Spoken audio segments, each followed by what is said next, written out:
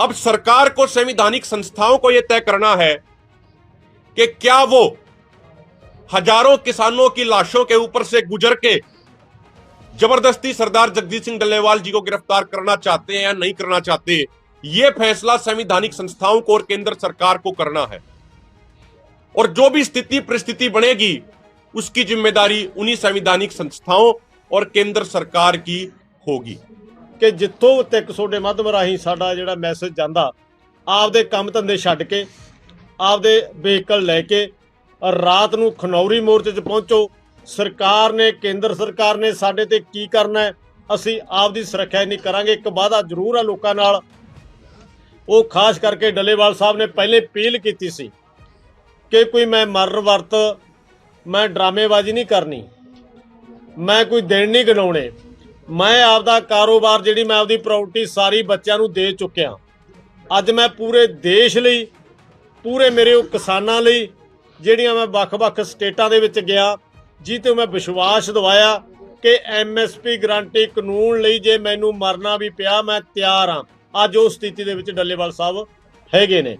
हुण अपनी उन्हां दी मदद, उन्हां दी सपोर्ट ते पंजाबी अपील है, मैं खास करके दोने फोरम वालों ਤੇ मैं खास करके इस करके कि सूबा जरनल ਸਕੱਤਰ होने के नाते कि मेरी जथेबंदी का, मेरा पंजाब का प्रधान इस इशूआं ते अज मरण वरते है।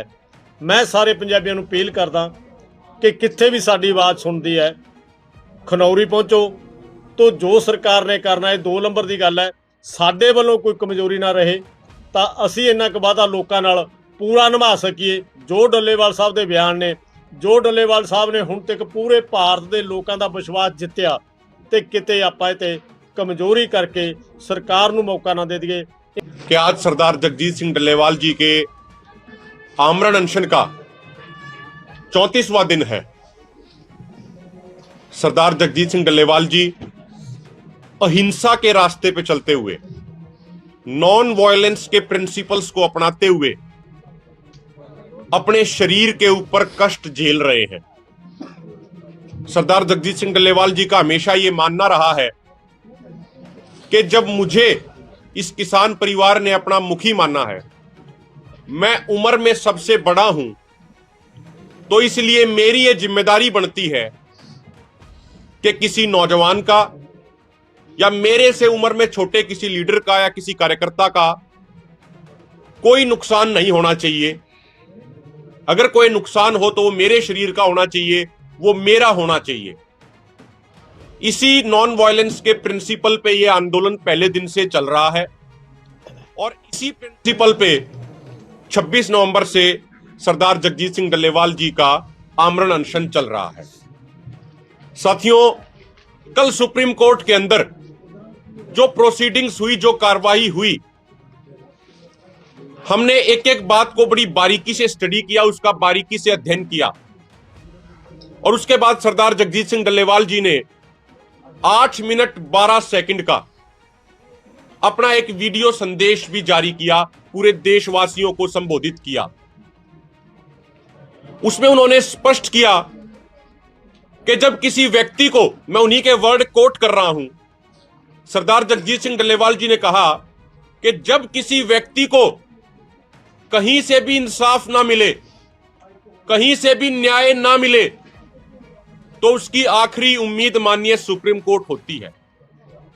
लेकिन कल जिस तरीके के शब्दों का इस्तेमाल सुप्रीम कोर्ट की कार्रवाई के दौरान हुआ, जो कार्रवाई हुई, उस कार्रवाई के दौरान जो चर्चा हुई, उसको देख के, उसको सुन के सरदार जगजीत सिंह डल्लेवाल जी का मन बड़ा दुखी हुआ, और दुखी मन से उनको यह कहना पड़ा कि वो कार्रवाई सुन के मुझे लगा, ये सरदार जगजीत सिंह डल्लेवाल जी के एग्जैक्ट शब्द में कोट कर रहा हूं, उन्होंने कहा कि मुझे लगा कि जैसे सुप्रीम कोर्ट भी ये आदेश दे रहा हो केंद्र सरकार को कि आप किसानों पे गोलियां चलाओ। ये एक बहुत बड़ी और गंभीर स्टेटमेंट है, जो आज हमारे देश में जो हालात, जो सिस्टम जिस तरीके से अभी चल रहा है, उन्होंने बड़े दुखी मन से ये बातें कही है।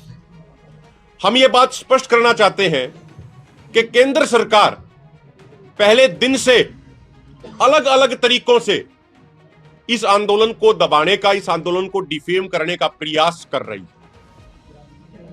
जैसा सरदार जगजीत सिंह डल्लेवाल जी ने कहा कि सुप्रीम कोर्ट तो वो संस्था है जिसके ऊपर सबका विश्वास होता है, तो हमारे दोनों फोरमों की तरफ से, सरदार जगजीत सिंह डल्लेवाल जी की तरफ से हमारा माननीय सुप्रीम कोर्ट से यह निवेदन है कि जो केंद्र सरकार हमें दबाने का प्रयास कर रही है, कृपा करके माननीय सुप्रीम कोर्ट जो एक सर्वोच्च संस्था है, वो केंद्र सरकार के उन प्रयासों में जाने अनजाने में भागीदार ना बने। ऐसी हमारी उनसे हाथ जोड़ के प्रार्थना है, हाथ जोड़ के विनती है।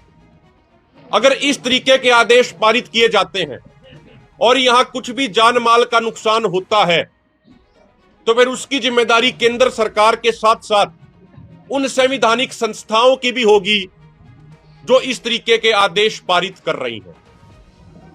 हम ये दोबारा एक बात कहना चाह रहे हैं, जब से सरदार जगजीत सिंह डल्लेवाल जी का आमरण अनशन शुरू हुआ, तब से लेके अब तक सबसे पहले हमने माननीय उपराष्ट्रपति जी को चिट्ठी लिखी, उसके बाद हमने माननीय प्रधानमंत्री जी को चिट्ठी लिखी, उसके बाद हमने माननीय सुप्रीम कोर्ट के जज साहिबान को चिट्ठी लिखी, उसके बाद हमने माननीय प्रधानमंत्री जी को दोबारा चिट्ठी लिखी, लेकिन अब तक हमारी किसी एक भी चिट्ठी का जवाब नहीं दिया गया। और वो सिंपल हमने चिट्ठी नहीं लिखी थी, हमने विद डॉक्यूमेंट, विद प्रूफ, जो अलग अलग समय पे हमसे वायदे किए गए थे, वो सारे प्रूफ के साथ उसमें वो चिट्ठी एनवलप में डाल के हमने भेजी थी। आज तक किसी भी संस्था ने, किसी भी जिम्मेदार व्यक्ति ने हमारी चिट्ठियों का कोई जवाब नहीं दिया। तो देश को यह समझना चाहिए कि अड़ियल रुख कौन अपना रहा है। अक्सर यह नैरेटिव बनाया जाता है कि किसान अड़ियल रुख अपना रहे हैं, लेकिन वो नैरेटिव गलत है। अड़ियल रुख अगर कोई अपना रहा है तो वो हमारी केंद्र सरकार अपना रही है। इसी समय के दौरान, इन्हीं 34 दिनों के दौरान, संसद की जो परमानेंट कमेटी ऑन एग्रीकल्चर है, जिसमें सभी पार्टियों के मेंबर ऑफ पार्लियामेंट शामिल हैं, उसने भी अपनी रिपोर्ट दे दी, जिसमें स्पष्ट तौर पे लिखा है कि एमएसपी गारंटी कानून बनाना चाहिए और उस कानून के हमारे देश की अर्थव्यवस्था को, खासकर ग्रामीण अर्थव्यवस्था को बहुत फायदे होंगे। इसी 34 दिनों के दौरान माननीय सुप्रीम कोर्ट की जो कमेटी है, उसने भी अपनी इंटरिम रिपोर्ट में कहा कि एमएसपी गारंटी कानून किसानों को मिलना चाहिए। लेकिन ये सारी चीजें होने के बावजूद भी केंद्र सरकार किसानों की मांगों के ऊपर कोई संज्ञान, कोई ध्यान नहीं दे रही है। साथियों, अंत में एक दो छोटी छोटी बातें हम ये और ऐड करना चाह रहे हैं कि हम गांधीवादी नॉन वायलेंस के प्रिंसिपल्स के साथ अपना आंदोलन चला रहे हैं। आज तक हमारे तमाम आंदोलन इस बात का गवाह है, वो इतिहास में दर्ज है कि हमने अपने आंदोलनों में सरकार के जुल्मों के कारण हमने कितना ही नुकसान अपने ऊपर सह लिया हो, लेकिन हमारे किसी भी आंदोलन में हमारी वजह से किसी दूसरे को कोई नुकसान नहीं हुआ और हम उसी प्रिंसिपल्स पे आज भी कायम हैं। अब सरकार को, संवैधानिक संस्थाओं को यह तय करना है कि क्या वो हजारों किसानों की लाशों के ऊपर से गुजर के जबरदस्ती सरदार जगजीत सिंह डल्लेवाल जी को गिरफ्तार करना चाहते हैं या नहीं करना चाहते।